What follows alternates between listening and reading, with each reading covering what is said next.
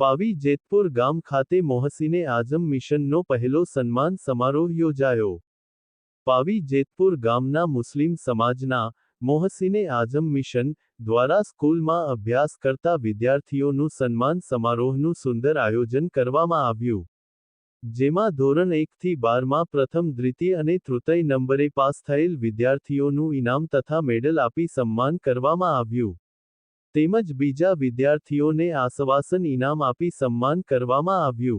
જેમાં મોટી સંખ્યામાં મુસ્લિમ સમાજના વડીલો, મહિલાઓ તથા નાના ભૂલકાઓ હાજર રહ્યા. સાથે વિદ્યાર્થીઓને મિશનના આગેવાનો દ્વારા શુભેચ્છાઓ પાઠવવામાં આવી હતી.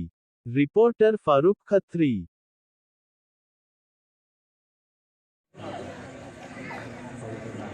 आज की इस महफिल में उपस्थित मेहमान और सभी वेल विशर, भावी जैतपुर के लोगों के लिए ये शाम बहुत सुहानी है.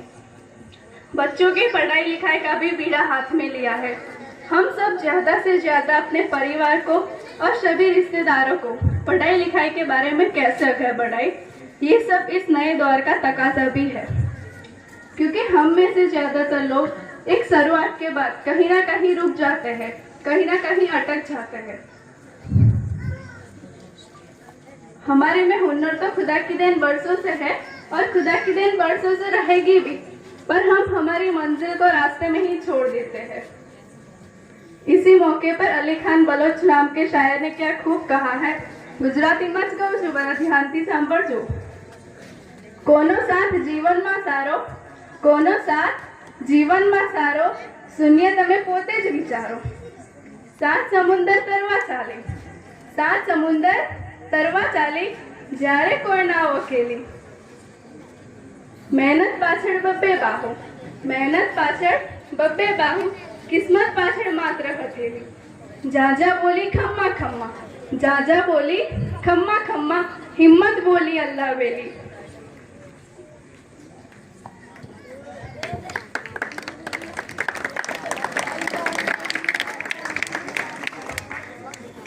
यहाँ उपस्थित सभी महानुभावों और बच्चों और नौजवानों को यही संदेशा देना चाहती हूँ कि किसी भी फील्ड में हमें आगे बढ़ना होगा तो पढ़ाई के अलावा कोई रास्ता ही नहीं है. सिर्फ नौकरी के लिए ही लोग पढ़ते हैं, ये सोच को हमें बदलना होगा. कोई भी बिजनेस करे या कोई भी काम करे, उसके पीछे पढ़ाई ही जरूरी है. कहीं ना कहीं हम पढ़ाई काम लगेगी ही लगेगी. और सबसे बड़ी बात हमारा धर्म यानी दीन, और ये दीन को समझने के लिए भी नॉलेज की जरूरत है. नॉलेज मतलब पढ़ाई, यानी फिर से घूम फिर कर बात पढ़ाई पर ही आ जाती है.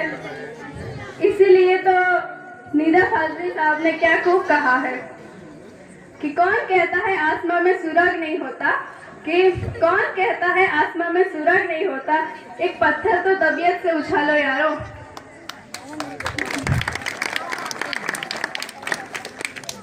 कई बार हमारे पुराने ख्यालात की वजह से हम लड़कियों को स्कूल में किसी भी कंपटीशन में जाने से मना कर देते हैं. कहीं ना कहीं हमारे माँ बाप घबराते हैं. माँ बाप की ये फिक्र जायज भी है, लेकिन क्या इसी डर की वजह से हम लड़कियां कभी आगे की नहीं बढ़ेगी.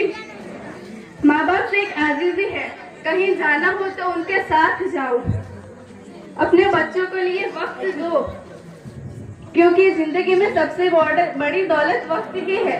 जो माँ बाप अपने बच्चों को वक्त देते हैं, उन सभी माँ बाप को मैं दिल से शुक्रिया अदा करती हूँ. जब बच्चों को माँ बाप की जरूरत हो तो उसको वक्त जरूर दो, फिर जरूरत नहीं होती तब आप वक्त दोगे, उसका क्या फायदा. इसी के लिए मैं मेरे माँ बाप को तहे दिल से शुक्रिया अदा करती हूँ, क्योंकि मुझे जितनी जरूरत थी उससे ज्यादा वक्त उन्होंने मेरे पीछे दिया. इसी की वजह से मैं आज यहाँ आप सबके बीच खड़ी हूँ.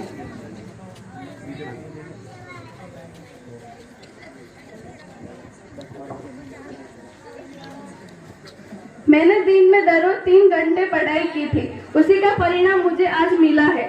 और मेरी स्कूल श्रीमती व्यासा सार्वजनिक हाई स्कूल, मैंने अपने जिले के पहले नंबर की स्कूल है. मैंने अपनी पूरी पढ़ाई वहाँ ही की है और मुझे वहाँ के सभी टीचर का साथ मिला है. और उन सभी टीचरों को मैं दिल से बधाई देती हूँ.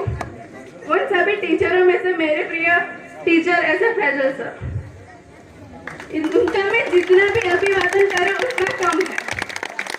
क्योंकि पैदल सर ने हमें पढ़ने की सही राह दिखाई है। जहाँ भी हम रुके तो हमारे साथ सबसे पहले जो खड़ा था वो पैदल सर है। उनके लिए तालियां हो जाए। उनके लिए कहना तो बहुत है परंतु मैं शब्द में बयां नहीं कर सकती।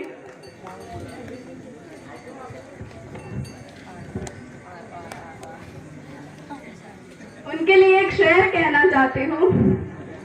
पैदल सर सांभळજો તમારા માટે। દેવો ચડ્યો છે આપને હું ઉતારો શ્રી રીતે, દેવો ચડ્યો છે આપને હું ઉતારો શ્રી રીતે, તમા હાથમાં મશીર હોઉં તો હું હારું શ્રી રીતે, તમા હાથમાં મશીર હોઉં તો હું હારું શ્રી રીતે। और इसी तरह हमारे हक में दुआ करते रहिए और समय का भी तकाजा रखते हुए छोटा मुँह तो बड़ी बात होगी पर इसी हौसला अफजाई पर आप सब अपनी कीमती वक्त निकाल कर आए और यहाँ इकट्ठा हुए।